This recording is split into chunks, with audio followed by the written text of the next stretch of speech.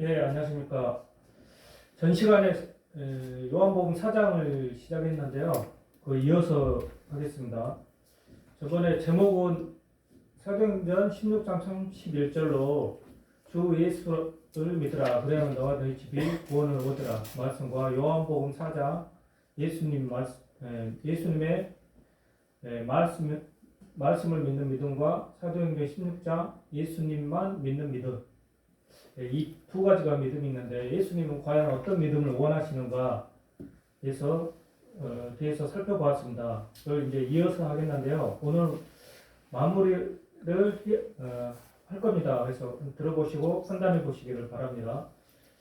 그래서 요한복음 4장 사마리 여인과 예수님과의 그 대화인데 영생의 샘물에 대해서 이야기를 한 것이죠. 그래서 이사야 말씀에 12장 말씀에 너희가 기쁨으로 구원의 우물들에서 물을 기르리라 이런 말씀이 있었죠.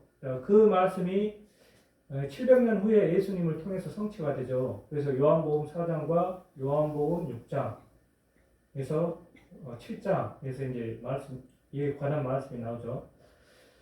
자, 그러면 앞전에 잠깐 정리를 해보면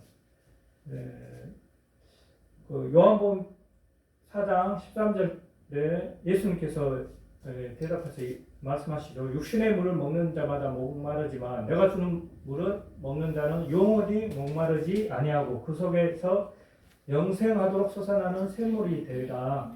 이렇게 말씀하시죠. 자, 그러면 샘물은 뭔가 보니까 방금 영생하도록 솟아나는 샘물이라고 했으니 영생의 샘물이 됩니다. 자, 그러면 샘하고 영생할 수 있는 물이라는 거죠. 자, 육의 물은 우리가 먹고 죽지 않지만 영생의 샘물이라 했으니 영적인 것이 되겠죠. 그래서 샘은 육적인 샘은 뭐가 되겠습니까? 영적으로 예수님이 되겠죠. 자, 그래서 예수님께서 솟아나는 샘이 되는 거죠. 물이 솟아나는 샘이 되고 물은 요한복음 15장에 가면 예수님께서 이 말씀하시죠. 너희가 너에게 일러준 말로 깨끗하게 되었다. 이 말씀하시고 2절에서는 이 말씀이죠. 너희가 열매 맺게 하기 위해서는 열매 맺으면 가지에서 열매를 맺게 되면 더 깨끗하게 하기 위해서 열매를 맺게 된다. 자, 그러면 물과 열매가 연관성이 있다는 것이죠. 자, 그러면 물로 깨끗게 하면 내가 열매가 된다는 뜻입니다. 자, 그래서 말씀으로 내 속사람을 씻게 되면 그게 열매가 된다는 것을 알 수가 있죠. 자, 그런데 이제 예수님께서는 자신이 영생의 샘물이라고 영생의 말씀이 솟아나는 샘이라고 하셨는데, 자, 제자들은 이 말씀을 깨닫고 어떻게 받아들였을까요? 자, 예수님께서 영생의 샘물을 가지고 오셨기 때문에 그 영생의 말씀을 귀로 듣고 어떻게 됩니까? 귀로 듣고 먹고 깨달았을 때 내 마음에 영혼의 심령에 목마르짐이 않았다는 것을 깨닫게 되는 것이죠. 자, 이러한 사람도 구원의 우물물이 되는 거죠. 우물이 되는 것이죠. 자, 그 깨달은 말씀에 나도 예수님의 말씀을 영생의 말씀을 깨달았으니 그 깨달은 말씀은 전파를 할 수가 있으면 물이 나오는 것이죠. 그래서 예수님의 제자들이 샘이 되는 것이고 깨달은 말씀, 영생의 말씀을 깨달은 샘이 되는 것이고 그 말씀을 전파했으니 물이 되는 것입니다. 그래서 이제 영생의 말씀이 복음이 전파가 되는 것입니다. 그래서 아모스의 8장에 보면 하나님께서 이렇게 얘기하시죠. 내가 세상에 기근을 보낸다고 말씀하시죠. 그래서 양식이 없어서 주림이 아니요 물이 없어 가람이 아니요 하나의 말씀을 듣지 못한 기갈이라. 그래서 내 마음에 어떻습니까? 내 마음이 메마르고 강팍하고 그런 이기심과 시기심이 있으면 어떻습니까? 그러한 마음은 뭡니까? 그러한 마음은 하나님의 말씀을 듣지 못했기 때문에 내 심령에서 기갈들이 그런 온갖 작동산이 기갈이 기갈이 생기는 것이죠.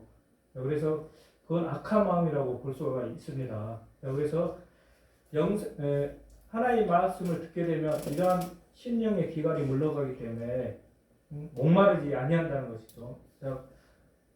그 말씀이 있으면 우리의 그 사상도 바꾸고 몸도 바뀌고 어떻게 됩니까? 생각까지 바뀌고 모든 게 바뀌게 되어 있습니다. 그래서 그러한 부분도 같이 영적으로 한번 보셨으면 좋겠고요.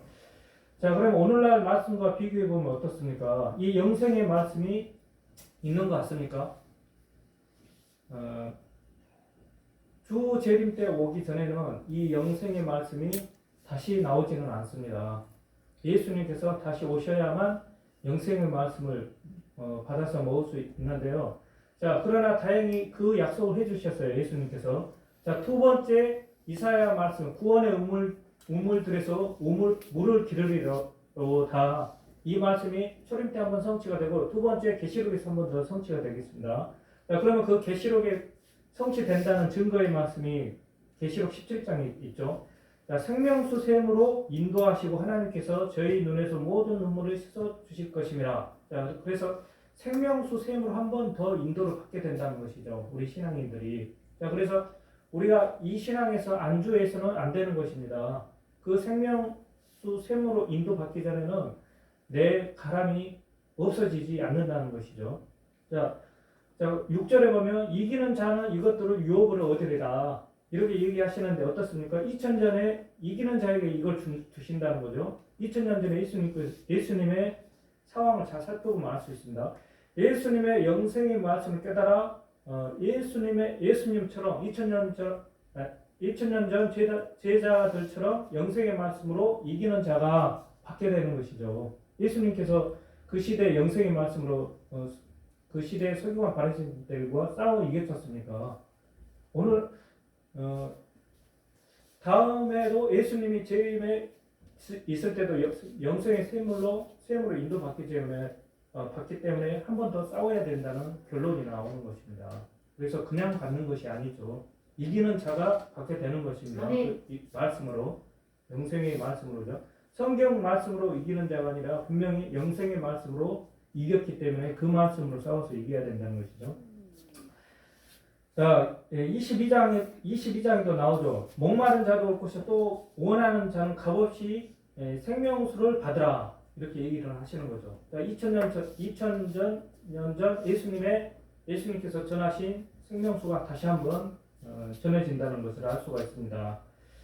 자, 그래서 이러한 것을 사마리아 여인과 예수님과 이러한 내용을 사마리아 여인도 깨닫게 됩니다. 그래서 사마리아 여인이 이렇게 고백을 하죠. 가로되 주여 이런 물을 내게 주사 목마르지도 않고 또 여기 물길을 오지 않게 하옵소서. 이렇게 얘기를 하죠. 사마리아 여인도 예수님의 말씀을 듣고 후에 깨달았다는 것이죠. 그래서 예수님께서 아하 깨달았군 하고 바로 어떤 얘기를 합니까? 남편 얘기를 합니다. 자, 그 시대에 남편 얘기가 왜 나왔을까요? 바로 자, 그것은 사마리아 여인이 영적인 남편, 그 시대에 목자가 있는 교회에 갔는데 어떠니까 그 영생의 말씀이 나오지 않는다는 것이죠. 마태 25장에 보면 예수님을 뭡니까? 다시 오실 때 뭐라고 했습니까? 신랑이라고 하셨죠. 그럼 신랑이라고 했기 때문에 예수님이 뭡니까? 영적인 남편이 되는 겁니다. 그러니까 다시 오셔도 신랑이기 때문에 영적인 남편이 되시고 그 시대에는 육신의 몸으로 오셨기 때문에 육신의 남편이 된 거죠. 영적인. 육신에 오셨지만 영적인 남편이 된 거죠. 그래서 사마리아 여인이 그 시대에 서기관 바리새인 목자들 교회 5교회 목자가 있는 5교회까지 옮겨서 영생의 말씀을 구했지만은 어떻습니까? 구하지 못했기 때문에 지금도 있는 내 남편이 아니다. 그래서 사마리아 여인이 깨달았기 때문에 그 얘기를 해줄 수가 있었던 것입니다. 그래서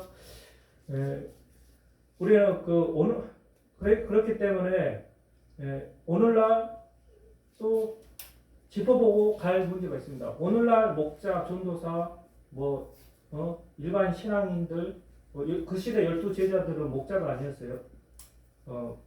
목사 입장이 아니죠. 박사 입장도 아니고 말씀을 전도하는 사도의 입장이나 전도사 입장이었습니다. 그래서 오늘날 그런 모든 교회 직분들을 가지고 있는 분들에게 대화를 해보십시오. 영생의 말씀이 그 솟아날 수가 있는지, 솟아나고 있는지. 자, 그래서, 예.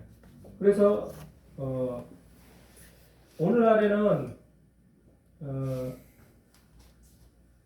자, 그래서 결론을 지겠습니다. 자, 그래서, 이제 예수님께서 오시기 전에 등과 기름을 준비하라고 했으니 그 말씀들을 우리가 성경을 보고 깨달아야 된다는 것이죠. 그래서 요한일서 5장 13절에 보면 뭡니까? 구원의 말씀, 곧 영생의 말씀을 너에게 알게 하기 위해서 이 성경을 기록을 했다. 그럼 성경은 분명히 영생의 말씀을 알 수 있도록 돼 있다는 것이죠. 자, 그리고 이제 시간이 돼서 마무리하겠습니다. 그래서 여자가 이 자기 영적인 남편까지 자기 신앙한 생활까지 모든 것을 마쳤기 때문에 그 사마리아 여인이 놀래서 동네로 들어갑니다. 동네 들어가서 내가 그리스도를 만났다 하면서 모두 데리고 오죠. 자, 모두 데리고 오면서 한 이틀 그 동네에 들어가서 가르쳐 줍니다. 말씀을. 그런데 그 사마리아에 있는 여인들이 예수님에게 고백을 하죠. 내가 이 사마리아 여인 때문에 그 예수를 믿는 게 아니라 예수님의 말씀을 듣고 내가 믿었다. 이렇게 고백을 합니다. 자, 그러면 사도행전의 16장에 나온 주 예수 믿으라 그러야하면 너와 내 집이 구원을 얻으리라. 이 말씀이 예수님이 원하는 믿음인가? 아니면 요한복음 4장에 예수님의 말씀을, 영생의 말씀을, 구원의 말씀을 듣고 믿는 것이 예수님께서 원하는 믿음인가? 잘 살펴봐야 되겠습니다. 그래서 마지막으로 사도행전 16장 31절에는 너와 내 집이